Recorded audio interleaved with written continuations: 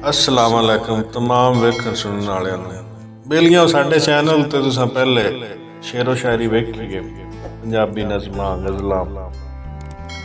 आई सोचा कि तुहानू एक ना कोई हसा लिया जावे, थोड़ा जिहा फनी जिहा मज़ाहिया जिहा लतीफ़ा एक तुहाडे आस्ते। एक ना मिरासी सी पुराने वक्त दी गल है।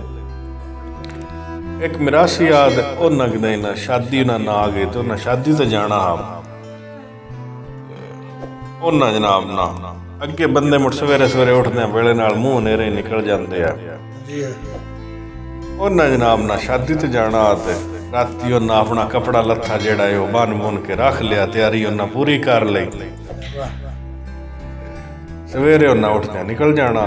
पिछली रात हुई तो कि नहीं मिरासी दी अख खुली, उस वेख्या बेटा चंद जेड़ा है बड़ा चमके पिया हो सके वो दियों किथे चढ़ के आ गया। सवेरे उठदिया जाना, उस ठोठो बालन भी उठाया, गर्दन भी उठाया, नाल लाया उंगली, समान अपना मोढे धरे ते टुर पिया। इसलिए अगर बाहर निकलिया तो वेख्यो ठंड बड़ी, रात का जो टाइम आके ठंड बड़ी है, दियों में निकलिया आया खैर टुरदा गया। टुरदा टुरदा जिसले कुछ चंगेरा हद कर लिया उसका उत्थे जाके ना मुड़ोज भी थक पै, जातक भी आस नाल को थक पै, ठंड तो भी अखीर हो गई। उत्थे किते रुख दे थल्ले ना साया जिहा तक के ते बह रहा कट्ठा हो के, बालन भी नाल ही मुक्कड़े च ले लियो बस जट बह के साही लेने मोड़गा टुरने जिसले उत्थे बैठे ते हो दियों भी निकलने वाले ही आओ नहीं बैठे तो उज भी कोई थके आए तो ठंड दे भी चले आए। जिसले थोड़ी जी गरमैश हुई उन्हें नंदी कहीं अख लग गई।